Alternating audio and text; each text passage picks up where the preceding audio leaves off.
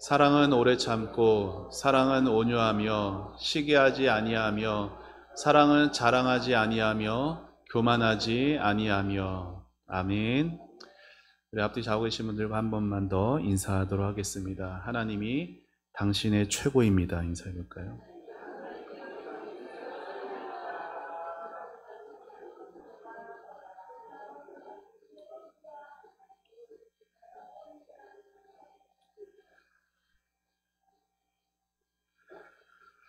인도에서 선교를 하던 알렉산더 더프라는 선교사님이 계셨습니다. 그분이 인도에서 선교를 하던 중에 1834년에 건강상의 이유로 잠시 영국으로 돌아가게 되었습니다.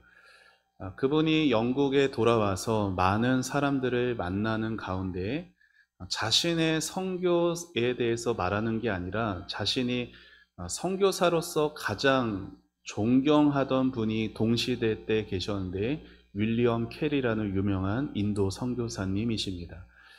이 알렉산더 더프라는 선교사님이 가는 곳곳마다 윌리엄 캐리의 선교 사역에 대해서 사람들에게 많이 알리고 다녔습니다. 윌리엄 캐리의 선교 사역에 대해서 많은 사람들이 듣게 됐을 때 사람들은 참 감동을 입게 되었어요. 그런데 정작 그렇게 더프라는 선교사가 자신을 자랑하면서 이렇게 다닌다라는 얘기를 듣게 됐을 때 어서 오세요. 아무도 저를 안 보시네요. 네. 네. 아유, 환영합니다. 네, 집사님 잘 오셨습니다. 제가 무슨 얘기하는지 기억하세요? 네.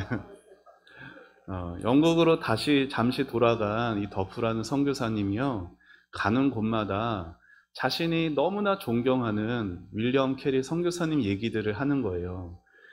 사람들은 윌리엄 캐리 선교사의 그 성공적인 사역에 대해서 들으니까 도전이 되고 감명을 받았죠. 그런데 정작 윌리엄 캐리 본인은 마음이 좀 불편했어요.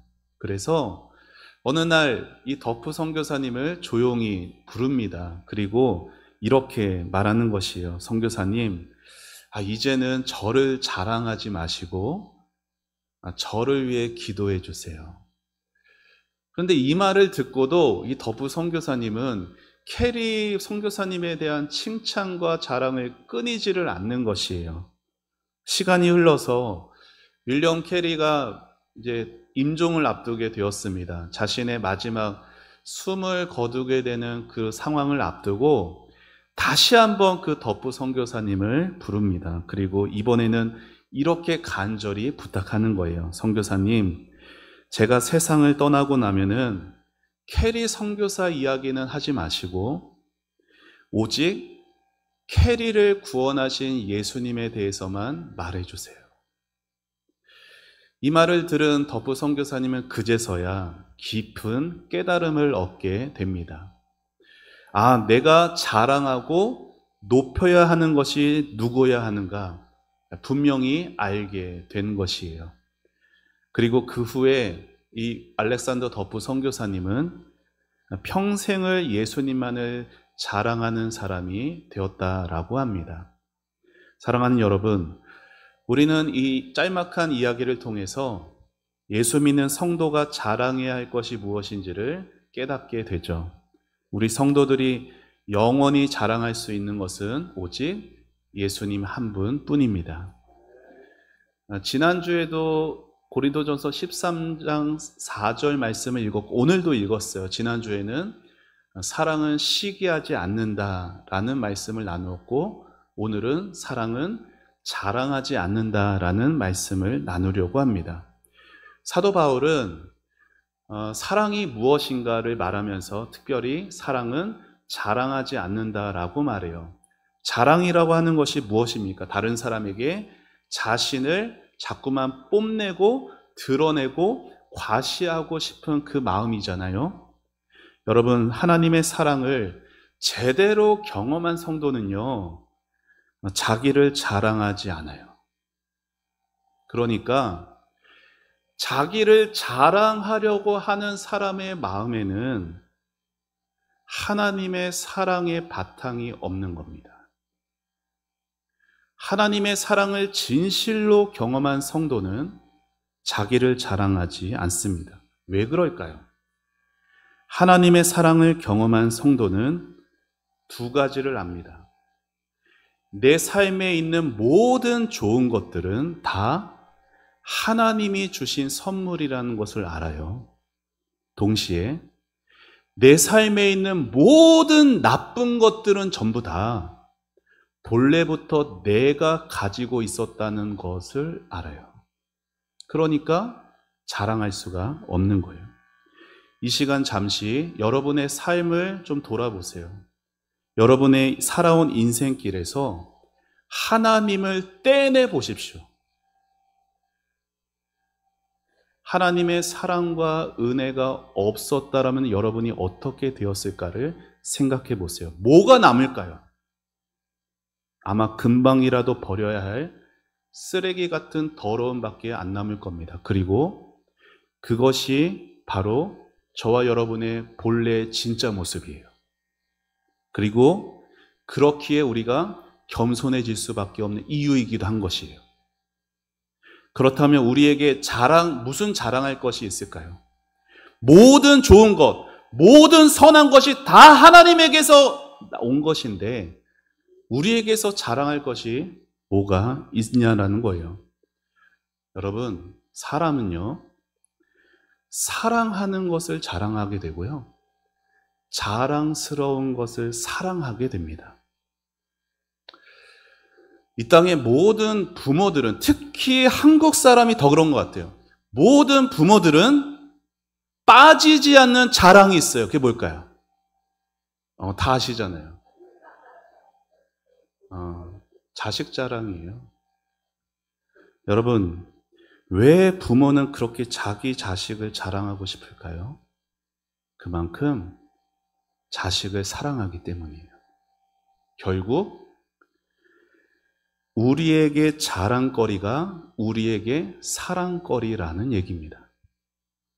무엇을 사랑하느냐에 따라 무엇을 자랑하느냐가 결정되는 것이죠. 여러분, 오늘 본문 고린도전서 13장에 사랑장을 적었던 바울을 생각해 봅시다. 여러분, 바울은요, 예수님을 만나기 전까지 세상에 자랑할 것이 아주 많았던 사람이잖아요. 그가요, 어려서부터 당대 최고의 석학인 가말리엘 문화에서 수학했어요. 가말리엘 문화 안 와닿죠? 지금 우리로 치면 서울대 엘리트 코스에서 공부했다라고 보시면 돼요.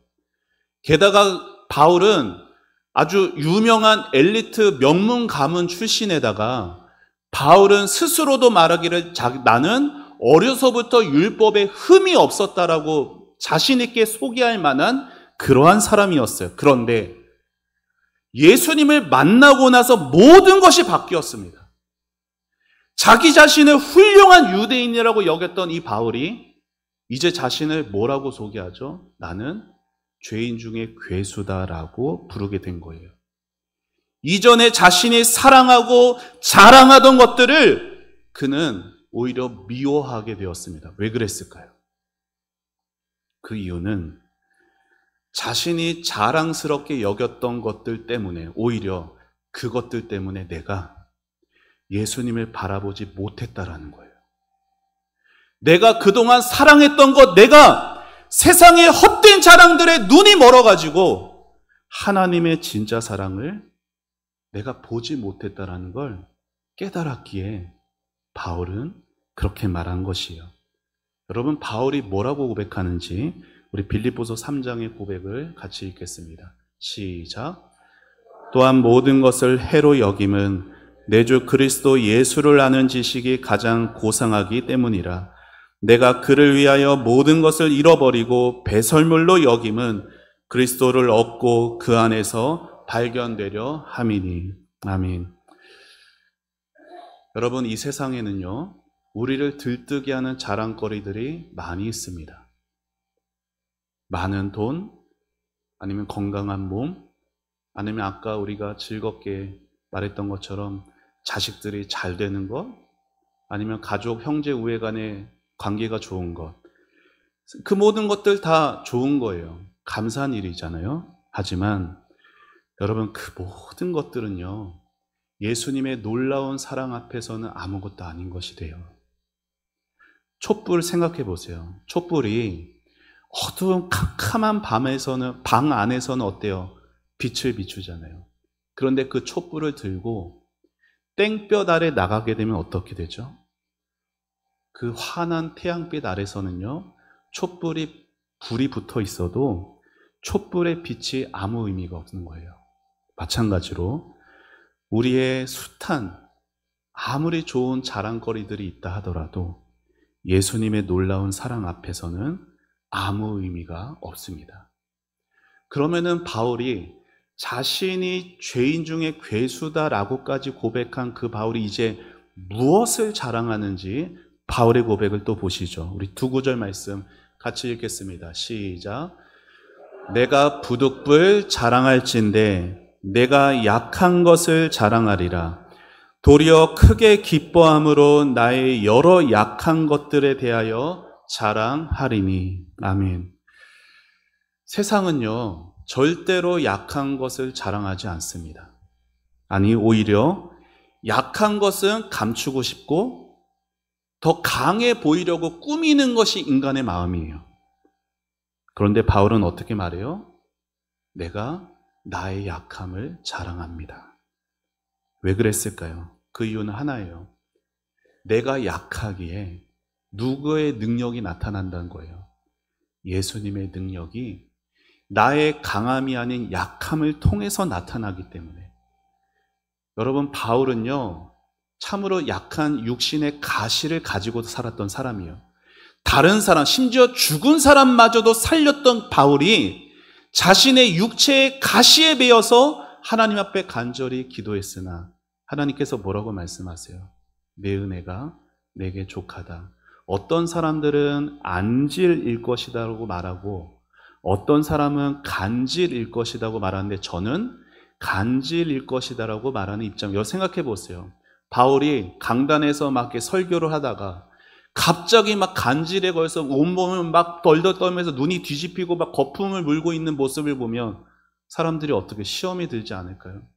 그렇게 인간의 약함을 가지고 있던 그 사도 바울이 오히려 뭐라고 말해요? 나는 이 약함을 자랑합니다 라고 말하는 것이에요. 1907년에 평양에 대부흥이 있었습니다. 그때 대부흥의 주역 중에 하나였던 이요한 선교사님이란 분이 계셨는데 그분의 일기에 이런 대목이 있어요. 화면 보시죠. 제가 읽어드리겠습니다. 나는 학문도 없고, 그러니까 못 배웠다라는 거예요. 가방끈이 너무 짧다라는 거죠. 나는 학문도 없고 웅변술도 없고 특별한 재능도 없는 사람입니다. 하지만 하나님께서는 이런 무능한 나를 쓰셔서 수많은 영혼들을 구원하셨습니다. 사람들이 저 이요한이 대단하다 고 말하지 않고 이요한의 하나님은 살아계시다 라고 말하는 게 저에게 가장 큰 축복입니다. 사랑하는 여러분, 우리의 약함은 부끄러운 것이 아닙니다. 도리어 그 약함을 통해 하나님의 능력이 드러날 수 있다면 그것이야말로 우리에게 가장 아름다운 자랑거리가 되는 줄 믿습니다. 아무리 밝다고 생각했던 그 촛불도 태양이 떠오르면은 그 빛이 아무것도 아닌 게 되는 것처럼 하나님의 사랑 앞에서 세상의 모든 자랑거리는 다 빛을 잃게 되는 것이죠. 여러분, 하나님의 사랑을 경험한 사람에게는요, 신기한 일이 하나 일어나거든요. 그게 뭐냐면은 아무리 내가 주님을 위해서 이것도 하고 저것도 하고 이런 선한 일, 이런 헌신과 희생을 다하여도 하나님을 사랑하는 사람에게는요, 그게 자랑거리로 쌓이지 않는 신기한 일이 일어납니다. 우리나라는 겨울이 있어요. 사계절이 뚜렷해요. 그래서 한겨울에 막 영하 막 10도 아래로 내려가고 막 눈이 오게 되면은 애들이 나가서 뭘 만듭니까? 눈사람을 만들죠. 그런데 그 위도가 더 높은 지역에 있는 곳은요, 가끔 그런 데 가면은 그런 얼음으로 만든 뭐 궁정 같은 거, 그런 거, 탑 같은 거, 이런 것들도 세워져 있는 걸 보게 돼요. 여러분 생각해 보세요. 얼음으로 높고 멋진 탑을 세우려면 반드시 필요한 전제 조건이 있습니다. 그게 뭘까요? 기술, 뛰어난 기술? 얼음으로 높은 탑이 쌓아지려면 바닥이 얼어 있어야 돼요. 만약에 얼음탑을요, 펄펄 끓는 철판 위에서 세운다고 생각해 보세요. 어떻게 될까요? 아무리 얼음 덩어리를 쌓으려고 올려놔도 올려놓는 족족 어떻게 돼요? 다 녹아버려 없어집니다. 여러분의 마음도 그러한 것이에요. 여러분, 인간의 마음에는요, 본성 중에 뭐가 있냐면 자기 의를 쌓으려는 본성이 있어요. 그래서 우리의 신앙생활에서 좋은 것들, 예배 빠지지 않는다던가, 기도 생활도 충실히 한다던가, 성경을 읽고 헌금 생활도 성실히 하고, 교회에서 맡은 봉사와 희생을 다하는 것들이요, 우리가 내 안에 쌓는 나의 의가 될 수 있다라는 거예요. 그런데 여러분, 얼음을 쌓기 위해서 반드시 전제 조건이 뭐라고 했어요? 그 바닥이 얼어 있어야 한다라고 했죠. 내가 주님을 위해서 신앙생활하게 되면서 하게 되는 모든 신앙의 행위들이 나에게 의로 쌓아지기 위해서는 어떤 필요 조건이 있어야 될까요? 내 마음이 냉랭해져 있어야 돼요. 내 마음이 황폐해져 있어야 합니다. 메말라져 있어야 돼요.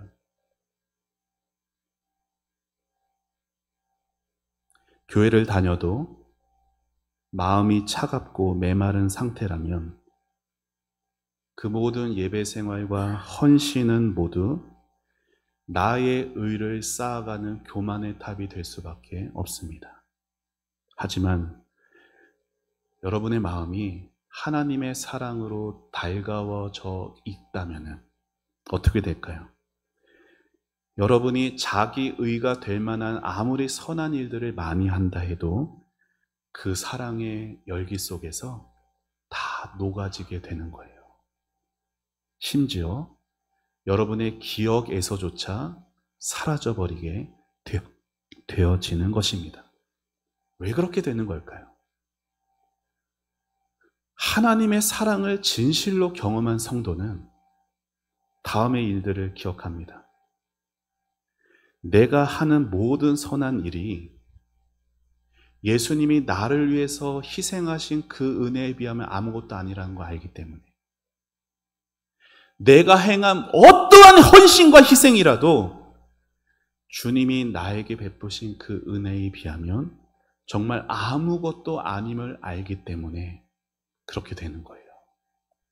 그래서 만약에 여러분 자신이나 아니면 우리 중에 어떤 성도가 자신의 어떤 구제와 헌신과 봉사와 희생으로 계속해서 자기 의를 쌓아가고 있다는 것을 보게 되면은 뭘 보셔야 되는가?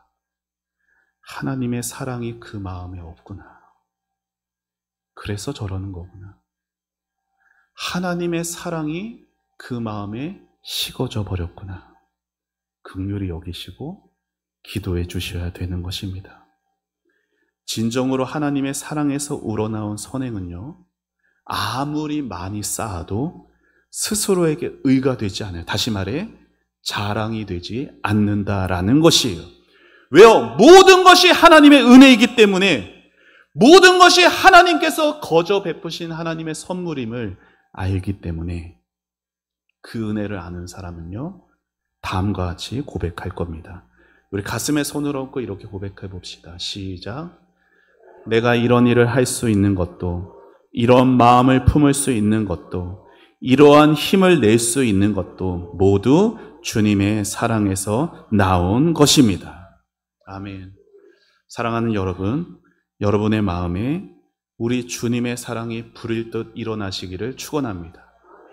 예수님 사랑으로 내 마음이 채워지지 않으면, 예수님 사랑으로 내 마음이 달궈지지 않으면 오늘 우리가 드리는 이 예배와 기도와 모든 헌신과 봉사는 나의 자랑거리밖에 되지 않습니다.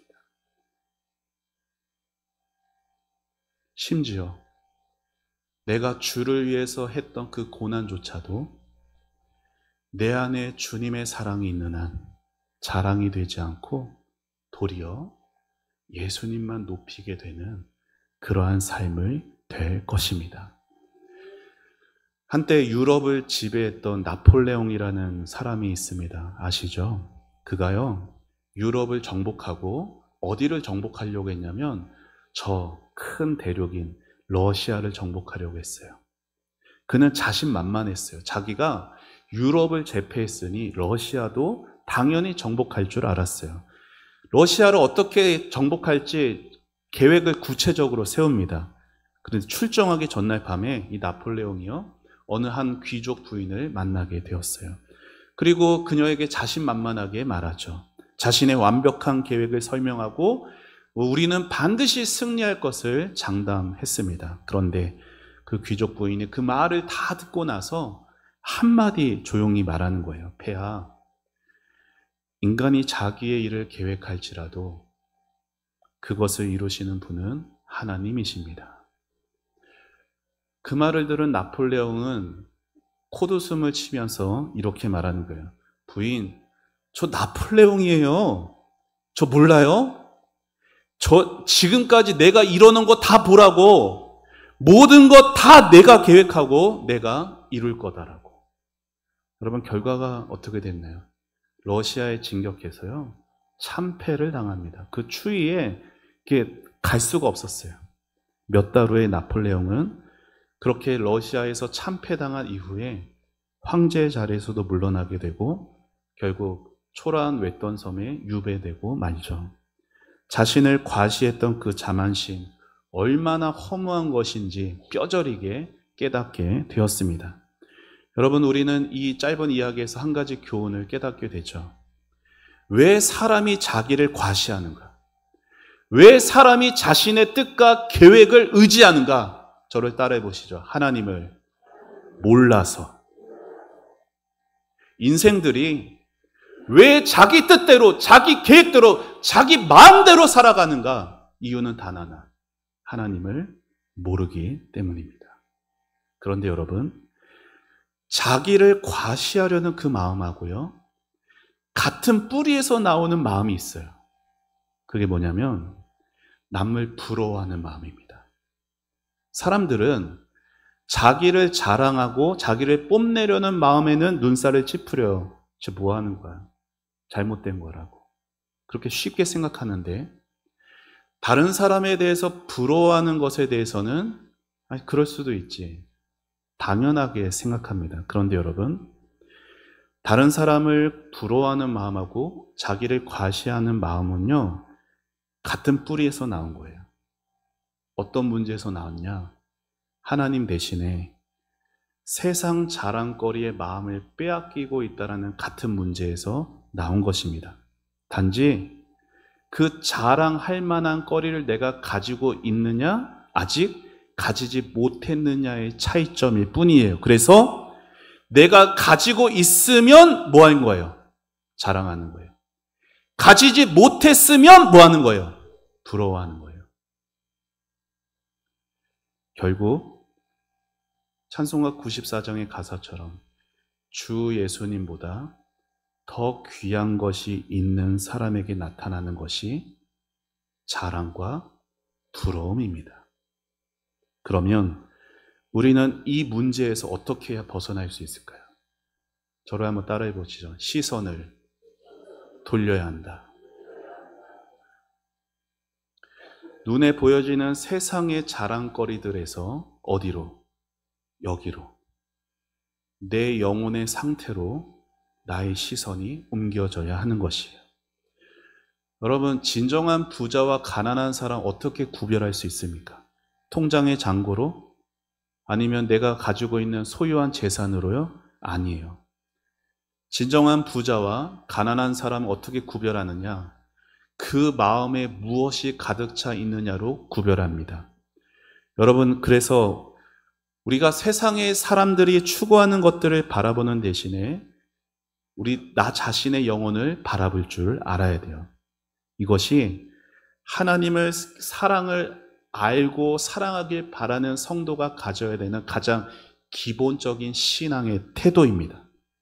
여러분, 헬렌 켈러라는 사람 아세요? 헬렌 켈러. 헬렌 켈러가요, 아기 때, 19개월 어린 아기 때 큰 병을 앓고 그녀가 앞을 보지 못하게 됐고, 말을 할 수 없게 됐고, 귀를 듣지 못하게 됐어요. 여러분 생각해 보세요. 앞을 못 봐요. 아무것도 안 들려요. 말도 못해요. 그 인생 어떻게 되겠습니까? 세상에 아름다운 거 하나도 볼 수 없고, 아름다운 음악도 사랑하는 가족의 음성도 들을 수가 없어요. 그런데 그 헬렌 켈러가요, 나중에 어른이 돼서 어느 강연장에서 이러한 말을 했어요. 화면 보여주시고 제가 읽어드리겠습니다. 화면 보십시오. 사람들은 저를 불쌍하게 여깁니다. 보지도 듣지도 말하지도 못한다고 해서 말이죠. 하지만 저는 여러분보다 훨씬 많은 것을 보고 있습니다. 하나님의 사랑이라는 가장 아름다운 빛을 보고 있거든요. 저보다 건강한 사람들 중에도 마음이 어둡고 절망 속에 사는 사람들이 많습니다. 육체의 눈은 감겨 있어도 영혼의 눈이 열린 사람이 진정 축복받은 사람입니다.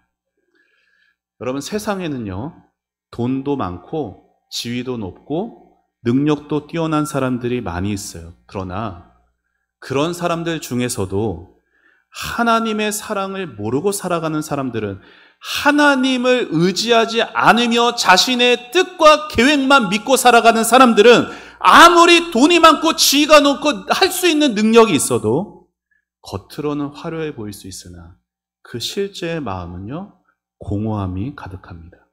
그러한 사람만큼 불쌍한 사람이 없어요. 그런데 헬렌 켈러를 보세요. 세상에서 어떠한 것도 내세울 만한 거 없어요. 세상에서 가장 불쌍해 보이는 사람이에요. 그럼에도 하나님의 사랑을 알고 있고 지금 하나님의 그 사랑으로 기뻐하고 감사하고 있습니다. 누가 가난한 사람이고 누가 부유한 사람입니까? 세상이 줄 수 없는 만족과 행복을 마음 깊은 곳에서 누릴 수 있는 사람, 그게 하나님의 사랑을 경험한 성도의 모습입니다. 하나님의 사랑을 경험한 성도는 더 이상 세상 것들을 자랑하지도 세상 것들을 부러워하지도 않습니다. 세상에 있는 것들 얼마나 더덥고 허무한지 잘 알거든요. 그 성도의 마음에는 하나님의 사랑으로 가득 차 있습니다. 그래서 자기를 드러내고 싶은 마음도 없고 다른 사람을 부러워할 이유도 없어요. 이미 내가 가장 값비싼 귀한 것을 가지고 있거든요. 사랑하는 여러분, 여러분에게 예수님, 하나님은 얼만큼의 귀하신 분이십니까? 로또 1등보다 귀하다라고 고백할 수 있으세요? 아파트 한 채보다 귀하다라고 고백할 수 있으세요? 천국은 집에 있는 것 모든 것 팔아서라도 얻고자 하는 사람이 가는 곳이에요. 이 땅에서 잘 먹고 잘 살고 내 뜻대로 내 맘대로 살다가 천국도 가게 되는 것이라고 성경은 말하지 않습니다.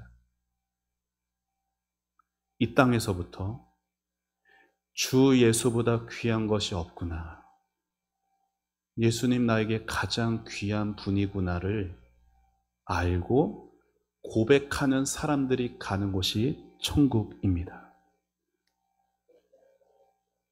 그래서 나중에 예수님 앞에서 내가 너를 도무지 알지 못한다, 그 말 들을 사람들이 너무나 많습니다. 사랑하는 성도 여러분, 여러분의 삶이 종교 생활 되지 않기를 바랍니다. 우리의 삶이 신앙 생활 되기를 바랍니다. 뭘 보면 알 수 있어요. 오늘 여러분의 자랑거리를 보세요. 오늘 나는 무엇을 자랑하며 살아가는가? 그것이 만약에 여러분의 자랑거리가 세상 자랑거리가 다라면 여러분은 아마도 오늘도 공허한 가슴을 부여잡고 살아가고 계실 겁니다. 여러분의 모든 섬김의 동기가 정말 사랑입니까? 여러분의 마음이 하나님의 사랑으로 여러분의 행한 의를 녹여가고 있습니까? 바라기는 설교 서두에 소개한 그 윌리엄 캐리 선교사님처럼 나를 자랑하지 말고 나의 구세주를 알려주세요. 그렇게 일상의 작은 부분부터 하나님만을 자랑하는 여러분의 삶이 되시기를 축원합니다. 그래서 누군가 여러분의 헌신과 봉사를 보면서 여러분을 칭찬할 때에도 제가 참 많이 수고했어요. 제가 많이 애썼어요. 라고 말하기보다 하나님의 은혜로 되었습니다. 하나님의 은혜 때문에 제가 할 수 있었습니다. 라고 여러분의 입술에서 하나님을 자랑하는 말이 많이 나오기를 축원합니다. 그리고 사시면서 여러분 마음에 불쑥불쑥 뭔가 부러워하는 마음이 들거든 그때 내가 아직도 육신의 자랑거리에 매달려 있구나를 깨닫고 그 자리에서 기도하시기를 바랍니다. 우리 같이 함께 화면 보며 기도하는 마음으로 두 손을 모으고 같이 읽어보시죠. 시작. 하나님, 제가 이미 가장 소중한 것을 가지고 있음을 깨닫게 하옵소서. 저 사람에게 주신 축복도 감사합니다. 사촌이 땅을 사면 배가 아픈 게 아니라 여러분 그걸 봤어요. 왜 사촌이 땅을 사면 왜 배가 아플까? 머리가 아픈 게 아니라. 근데 그게 그렇다고 하네요. 이 머리랑 이 장이요, 이렇게 하나로 연결되어 있대요. 그래서 이렇게 머리에 신경이 막 쓰이면요, 장이 아픈 거라고 하네요, 과학적으로. 부러워하는 것을 보면서 머리가 지끈거리고 배가 아픈 게 아니라 하나님, 저에게 가장 소중한 것, 내가 예수를 가졌어.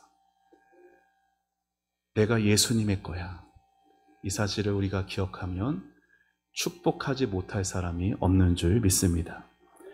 이렇게 내가 예수님으로 인해서 감사하고 모든 부러움이 감사로 바뀌게 되는 여러분의 마음에 주님의 사랑이 채워줄 줄 믿습니다. 가정 안에서도요, 우리 자녀들이 뭔가를 잘해왔어요. 예를 들어 어린아이가 100점짜리 시험지를 들고 왔어요. 그러면 여러분 뭐라고 말해 주시겠어요? 야, 너 참 대단하구나, 잘했다 칭찬하겠죠. 그런데 그렇게 말하면 세상 사람들이랑 똑같잖아요.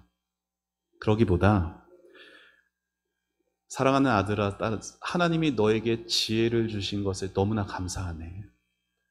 하나님께서 너에게 주신 능력이 참 놀랍다라고 하면서 자녀들에게도 끊임없이 하나님을 자랑하는 부모의 모습을 보여주시는 여러분 되시기를 바랍니다. 무엇보다 하루를 마무리할 때 여러분의 하루의 삶을 돌아보며 이렇게 스스로에게 질문해 보세요.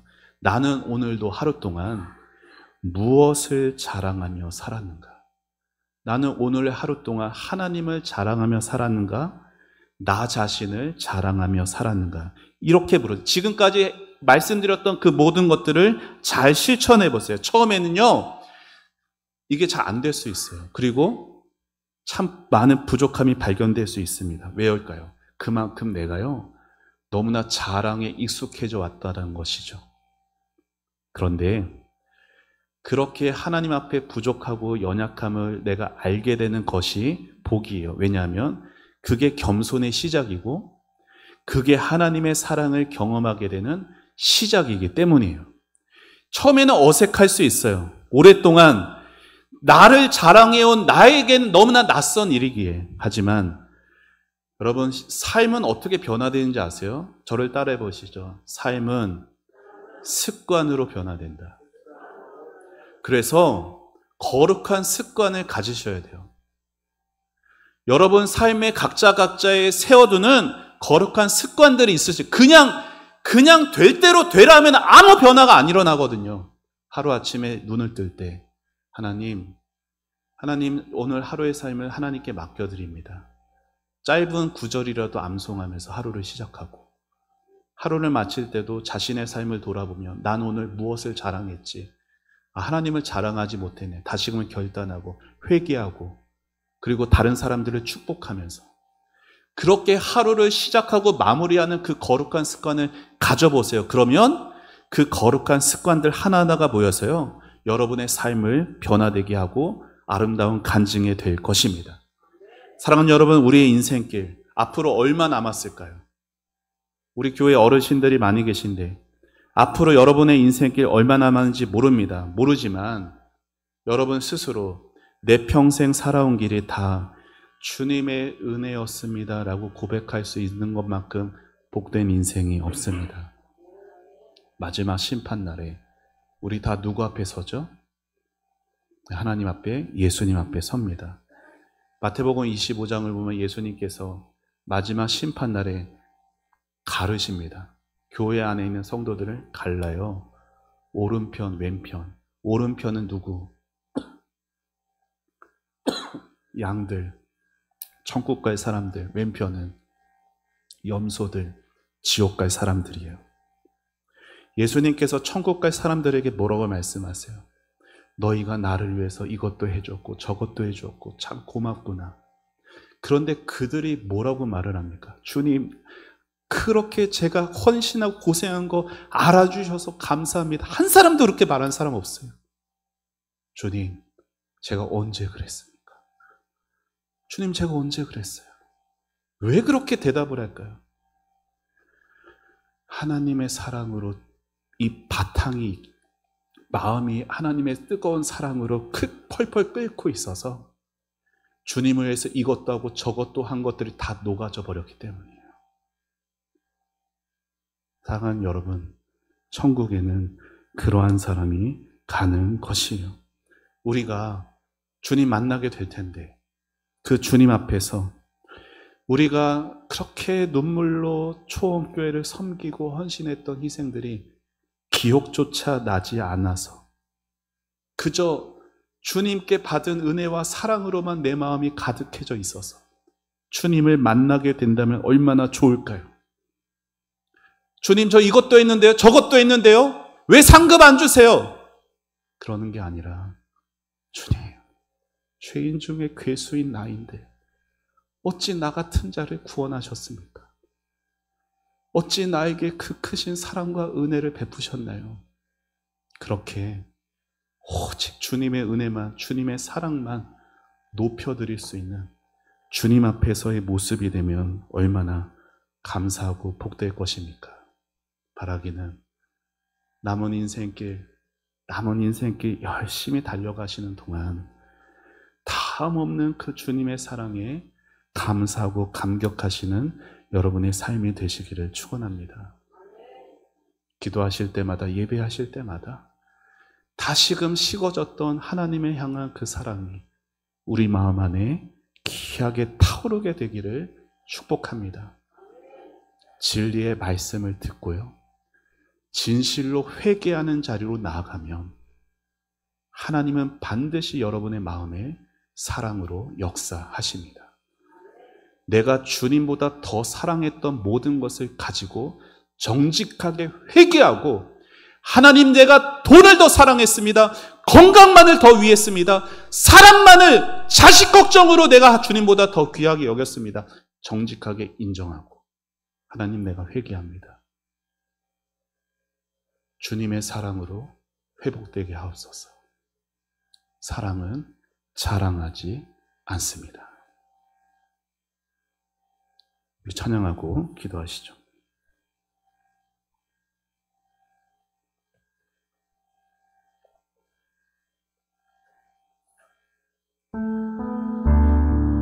주의 은혜라라는 송견민 목사님의 찬양입니다. 내 평생 살아온 길 뒤돌아보니 오직 주의 은혜라. 우리 같이 함께 진실된 고백이 되길 바라며 함께 찬양하겠습니다. 내 평생 살아온 길 뒤돌아보니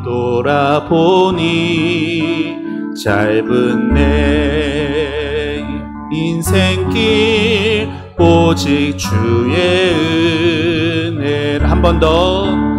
내 평생 살아온 길 뒤돌아보니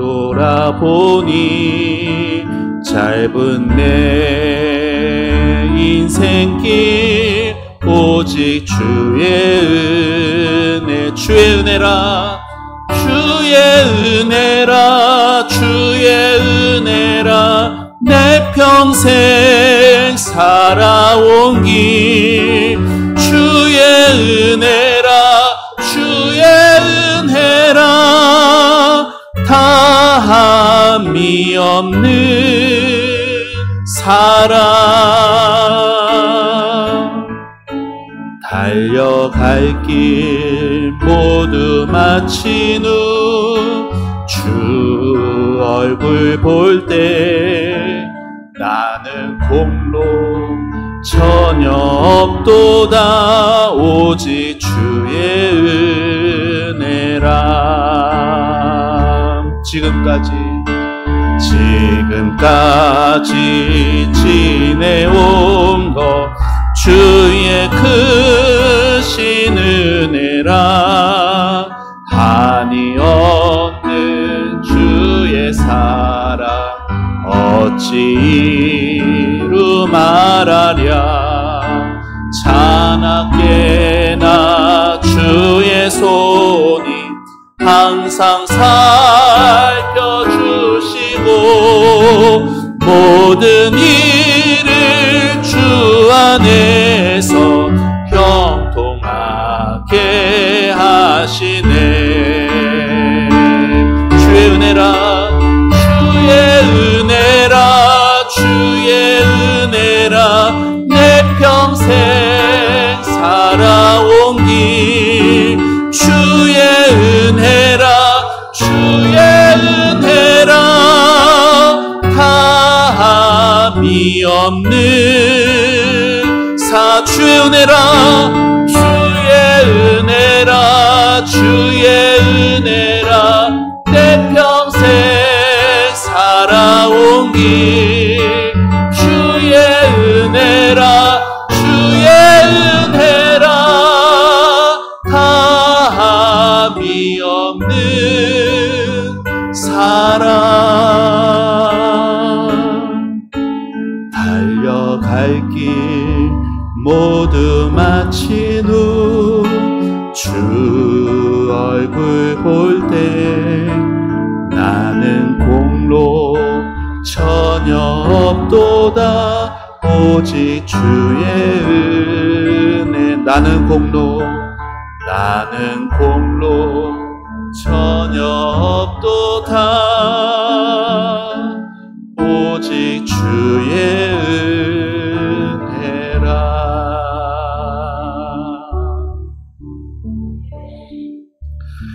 시온의 말씀 생각하며 같이 기도하겠습니다. 사랑하는 여러분, 우리는 참 많은 것들을 자랑하며 살아왔습니다. 하나님 앞에 정직하게 우리가 입 밖으로 자랑한 것도 있고 우리 마음 안에 자랑하고 싶은 것을 목구멍까지 참은 적도, 또한 남들을 부러워하면서 여전히 교회를 다니면서도 주 예수보다 귀한 것이 너무나 많이 있었습니다. 그런데 오늘 성경은 사랑은 자랑하지 않는다라고 말합니다.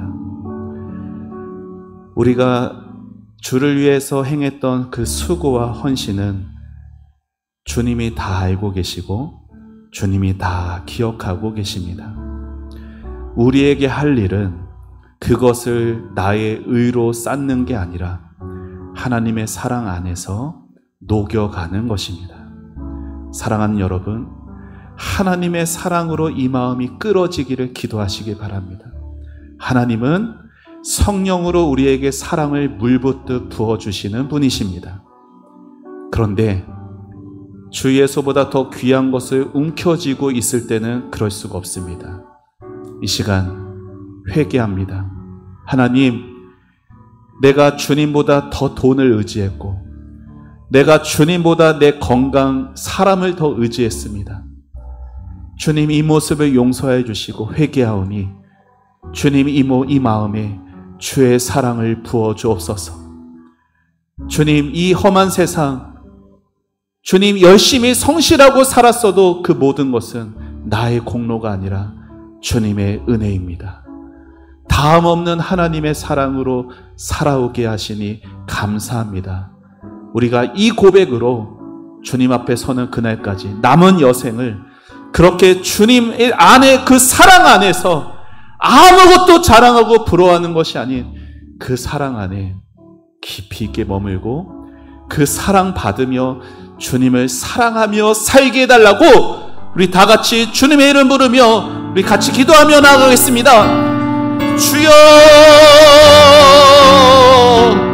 하나님 아버지의 은혜를 감사합니다. 아버지 이 시간도 하나님 사랑은 자랑하지 않는다. 아버지 하나님, 하나님의 사랑을 아버지 이 마음 가운데 부어주옵소서. 아버지 하나님, 주여, 이 세상에 있는 것들을 바라고 이 세상에 있는 것들을 움켜쥔 채 아버지 공허한 마음으로 살아가지 않게 해주시고, 아버지 주여, 이 세상에 있는 것 부족한 것이 많아도 오히려 약한 가운데 주님의 능력이 강함됨이라. 주님, 사울과 같이 나의 약함을 자랑할 수 있는 하나님의 사랑으로 가득한 성도가 될 수 있도록 주여 도와주시옵소서.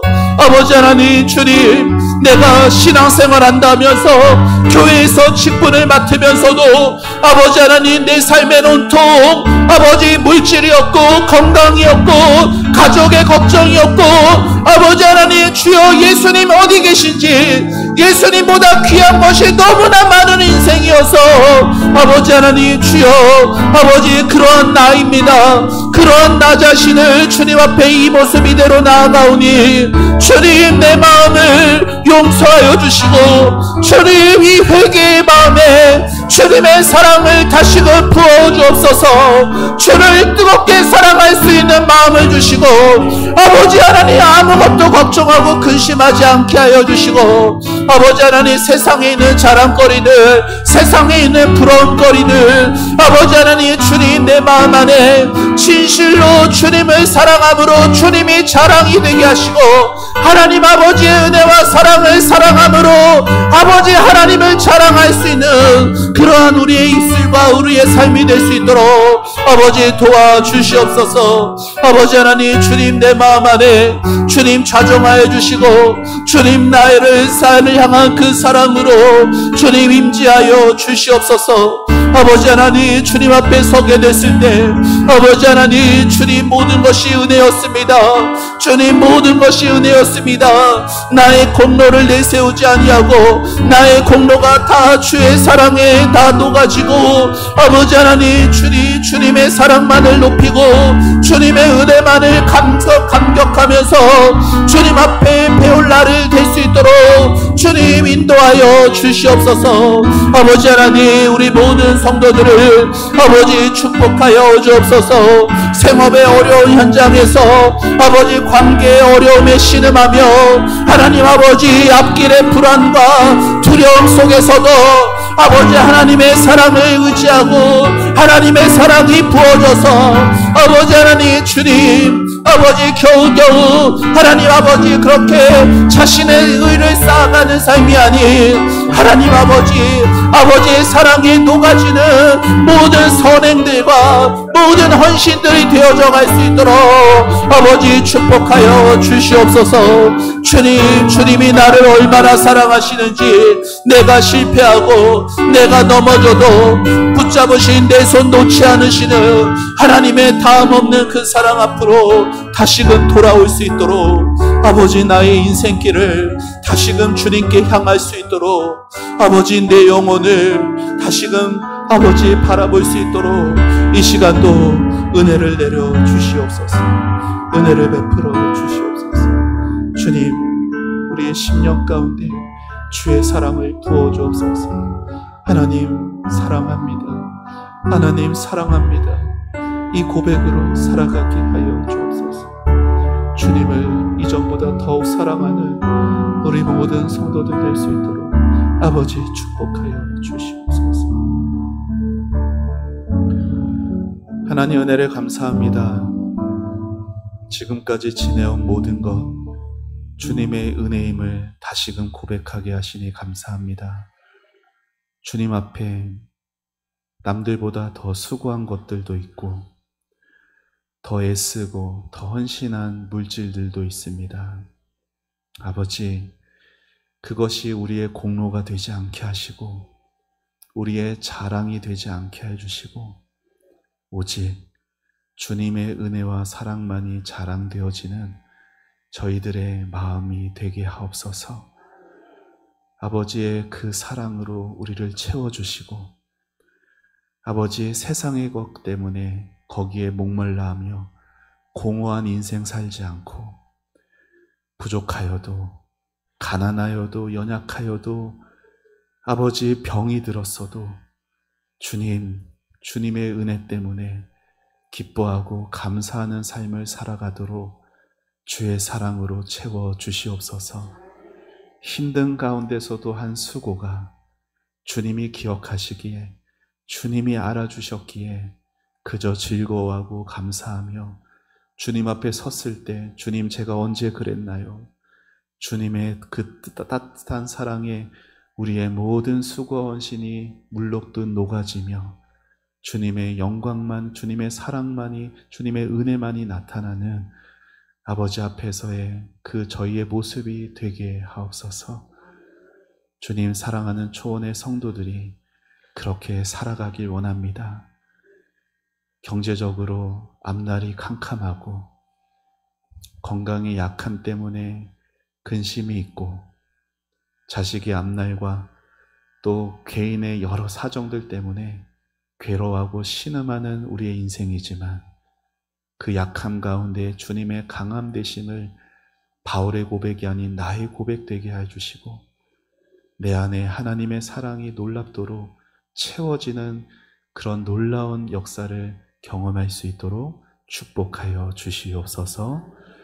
주님의 은혜에 모든 것 감사드리옵고 예수님의 이름으로 기도합니다. 아멘. 다 같이 자리에 일어나셔서 301장 함께 찬송합니다.